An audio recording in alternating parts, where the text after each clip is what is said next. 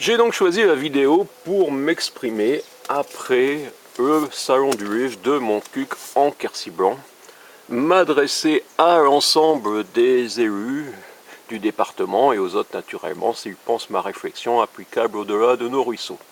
Et forcément l'ensemble des francophones sont les bienvenus, dont les écrivains et les éditeurs. La vidéo, au début des figues lotoises, car 2016 marque le vrai lancement de mes sites en .tv, pourtant réservé dès la commercialisation de l'extension en 2007. Il était naturellement préférable de rapidement réserver salonduivre.tv ou moncuq.tv, mais avec mon haut débit de campagne, il m'a été impossible durant la dernière décennie de travailler en vidéo. Voilà déjà abordé un des sujets cause de ma mauvaise réputation, car dès le début des années 2000, je me suis adressé aux élus en essayant de les convaincre sur l'urgence de considérer Internet, de permettre un accès décent. Il s'agissait alors de pouvoir être des acteurs du développement du web et non de simples utilisateurs comme nous sommes priés de le devenir. Je n'ai pas été entendu et le premier qui dit la vérité. Durant ces 15 dernières années, je me suis principalement adressé à messieurs Martin Malvy, Gérard Miquel, Daniel Maury, Gérard Amig. D'autres semblent avoir cru important de me signifier qu'on ne conteste pas impunément les orientations de telles sommités. Avec naturellement des envolées destinées à attirer l'attention, quelques rimes, je me suis toujours exprimé de manière à mettre la plume sur des points pour lesquels un débat me semblait nécessaire. J'ai demandé plus de démocratie, un exécutif à l'écoute de la réalité. Mais certains élus semblent avoir cru préférable d'essayer de me marginaliser tout en maudissant sûrement cet Internet où, malgré un débit dérisoire, j'ai réussi à être visible. Peut-on considérer qu'il n'y a aucun lien, aucune relation entre les fâcheries de certains élus et la censure dans certains médias? Naturellement, le terme a encore dépassé la ligne autorisée. Il n'existe aucune censure dans ce pays, mais des choix éditoriaux. Cherchez un peu du Stéphane Ternoise dans les 98 numéros de Contact Lotois, le magazine édité par le département, ou par le Petit Canard, désormais du Quercy Blanc, financé par la communauté de communes,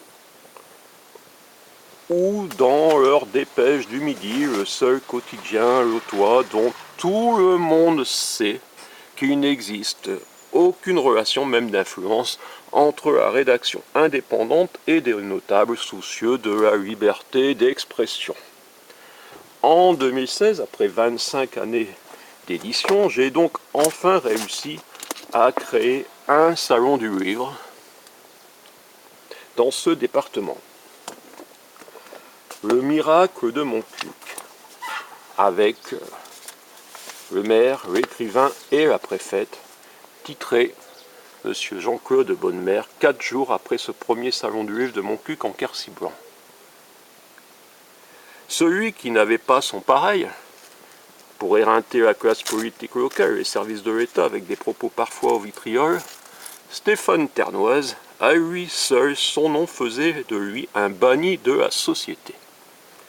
Alors que s'est-il passé depuis 2 décennies pour en arriver à ce résumé en page 3 de la vie quercinoise? Naturellement, j'en souris. Au banc de quelle société? D'un microcosme qui a réussi, il faut le reconnaître, à maintenir ses positions malgré le Grand Canyon, le séparant des administrés, naturellement tous défigurés pour la liberté d'expression. Il m'a été impossible de faire certaines choses, j'en ai fait d'autres. Ce fut difficile, j'ai toujours eu conscience qu'en quittant à 25 ans, le costume, la tenue du cadre en informatique pour la vie littéraire, ce serait compliqué, comme un écrivain indépendant. Certains élus furent donc absents de ce premier salon du livre de Montcuq-en-Quercy-Blanc. Ils n'étaient pas tous en vacances, certains ont même fait savoir les raisons de ce boycott. Mais je préfère naturellement saluer les présents. Madame Catherine Ferrier, préfète du Lot, sa présence fut tout un symbole et elle a apporté en ce 14 août une dynamique contre laquelle ceux qui ont peut-être espéré qu'il s'agisse du premier et dernier salon vont peut-être se casser les dents.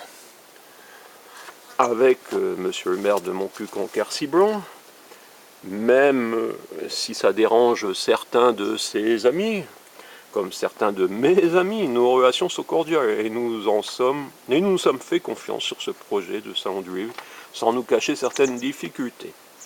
Monsieur Marc Gastal, naturellement vice-président et élu du canton, et il était l'un des rares élus du département avec lequel j'avais déjà échangé. Il représentait monsieur Régal, président jamais rencontré. Madame Carole Delga, présidente de notre région, est excusée et n'a pas pu être représentée par la vice-présidente à la culture en vacances. Madame Dominique Corillac, députée, était excusée. Le président de notre communauté de communes était absent et non représenté. Monsieur Martin Malvy, président de région de 1988 au 4 janvier 2016, fut naturellement une cible de mes propos, disons donc parfois au vitriol. Je l'ai croisé au Salon du Livre de Figeac, 10 avril 2016. Certains seront peut-être surpris qu'il soit venu me saluer. Ne m'est pas évité quand je lui ai eu signalé, en lui montrant le livre, monsieur le maire de Montcuq-en-Quercy-Blanc n'a pas forcément aimé soumission à Montcuq, mais j'y organise le premier salon du livre en août. Monsieur Martin Malvy, résumé, c'est ça la liberté. C'est ça la liberté, cette belle liberté d'expression m'a néanmoins valu quelques difficultés. Pourtant, je n'ai pas l'impression d'avoir tenu des propos extraordinaires. Certaines personnes sont sûrement très susceptibles et d'autres peuvent penser qu'il est de leur devoir de montrer leur solidarité, leur soumission en décriant celui qui ose écrire des propos peu aimables. Même si certains doivent finalement le reconnaître, je n'écris pas que des conneries, et même quand c'est présenté sous la forme d'une parodie, je vise souvent juste. Je vais reprendre rapidement 4 sujets. Notre eau, passée de la gestion municipale à celle de la Sorre, Internet, où j'ai effectivement fustigé les choix régionaux et départementaux, le canton de Montcuq, découvert en 1996, rapidement devenu également la communauté de communes du canton de Montcuq et sa fusion avec celle de Castelnau, ma profession libérale d'auteur-éditeur. Je n'aborderai pas les communes nouvelles, ce serait trop long. Quand je suis arrivé, ma modeste commune est alimentée par 2 sources, 2 réseaux jamais taris. Au plus de l'un d'eux, le déversement des pesticides et nitrates me semblait intolérable. Quand le département a soutenu les regroupements, j'y ai vu une erreur. Selon moi, ces sources étaient une richesse, mais il suffisait d'exiger des contrôles supplémentaires, supprimer les subventions, pour nous faire entrer dans le giron de la Sorre. En 2003, pour 64 mètres cubes consommés, j'ai payé 106,35 € au budget eau de la mairie. En 2013, pour 62 mètres cubes consommés, j'ai payé 208,50 € à la Sorre. Le service ne fut pas amélioré et quand les employés de la Sorre viennent, il faut leur expliquer le réseau car ils arrivent sans plan. Et quand la source des Chartreux de Cahors est infectée par une bactérie, comme début 2016, notre maire délégué préfère nous conseiller de ne pas consommer cette eau, car la Sorre est incapable de nous dire si notre eau provient ce jour-là du Boulevet ou de Cahors. Plus tard, on saura qu'elle provenait pour cette section du Boulevet, alors qu'à Montcuq centre, elle était bien caturcienne. Internet. En 1998, Internet m'a semblé la bonne voie. En l'an 2000, j'ai acquis mes premiers sites. Cet outil me semblait pouvoir changer le monde. Briser des monopoles, apporter de l'indépendance dans le monde de l'édition et celui de la chanson. Google a prétendu vouloir changer le monde et il s'est finalement contenté de réorienter à son profit en laissant le vieux monde y imposer son mode de fonctionnement en échange d'une part de son gâteau. En résumé, c'est au début des années 2000 qu'Internet était intéressant et j'ai affronté des murs d'indifférence. Je parlais peut-être chinois pour certains et ils se sont focalisés sur quelques phrases de mon désappointement face à un tel aveuglement, sûrement trouvé en saisissant leur nom dans leur première recherche Google. Je suis désolé, mais l'absence, disons, de politique volontariste dans le domaine de l'Internet restera un échec flagrant des 10 années de présidence départementale de M. Gérard Miquel, qui le conteste.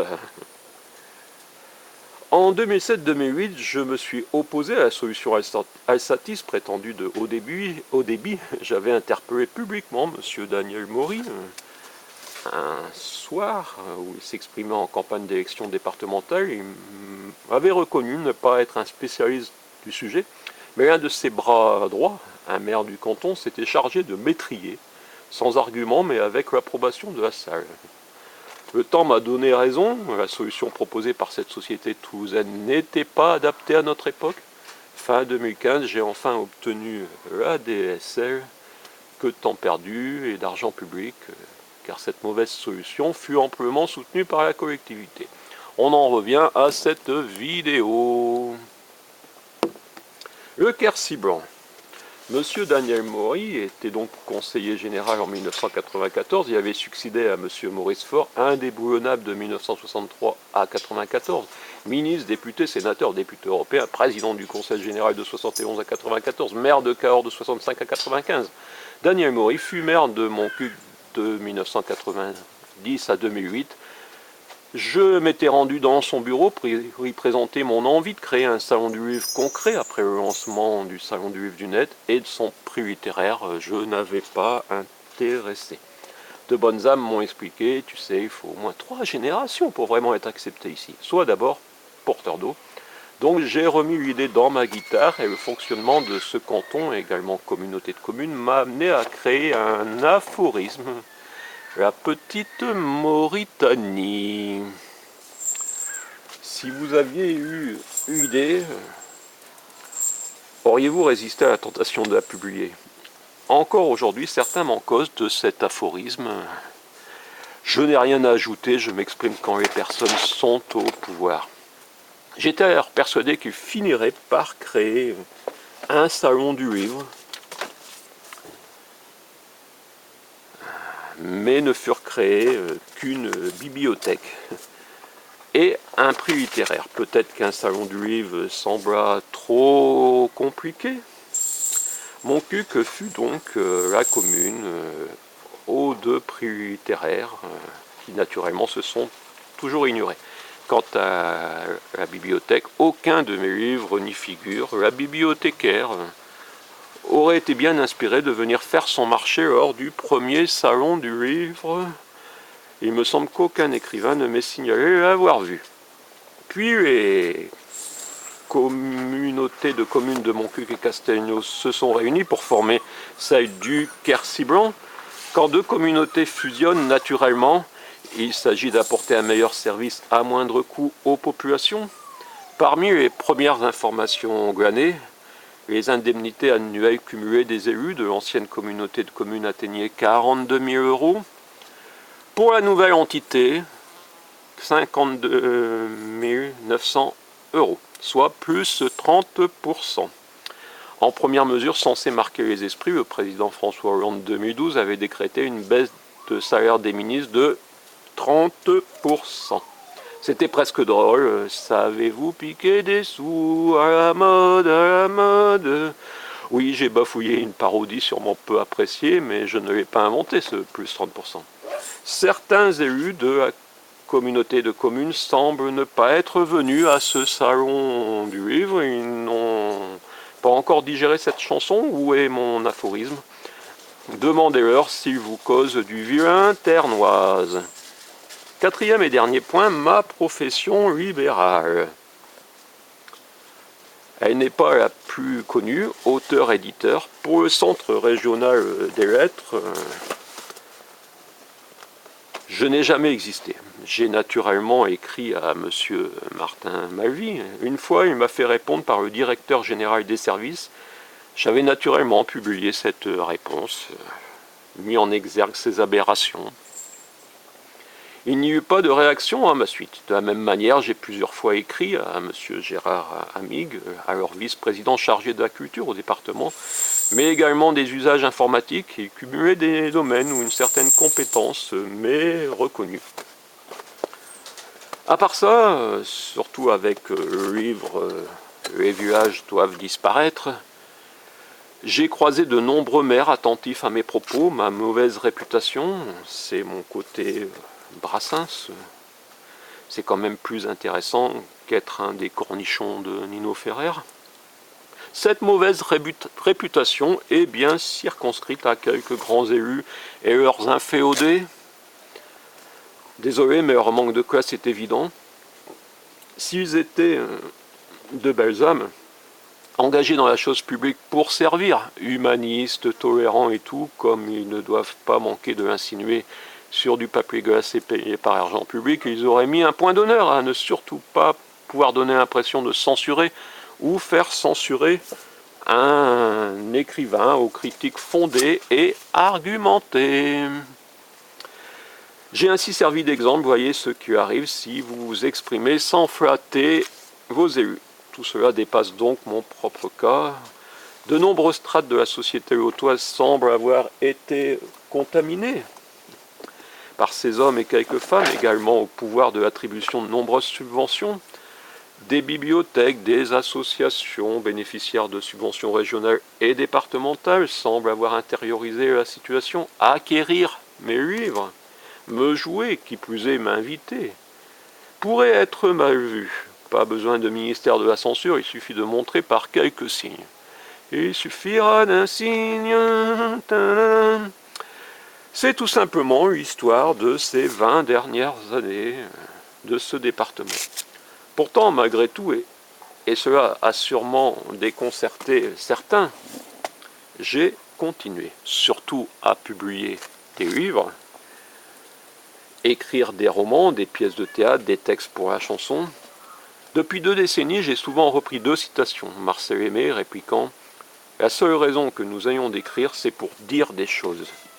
Qu'importent les conséquences. » Sa plume restait libre dans des circonstances nettement plus dangereuses pour l'insoumission. Il répondait ainsi à Henry Jason, ami le mettant en garde contre le danger d'articles contraires à l'idéologie dominante en 1940. Et Alexandre Solzhenitsyn, nulle part, aucun régime n'a jamais aimé ces grands écrivains, seulement les minuscules. Que sera demain ? Je pense qu'une grande partie de la population approuve mes analyses, au moins sur les 4 sujets présentés. Les élus en place vont-ils continuer la politique comme avant ? La profession libérale auteur-éditeur sera-t-elle marginalisée par notre nouvelle région ? Rencontrerai-je le président du département ?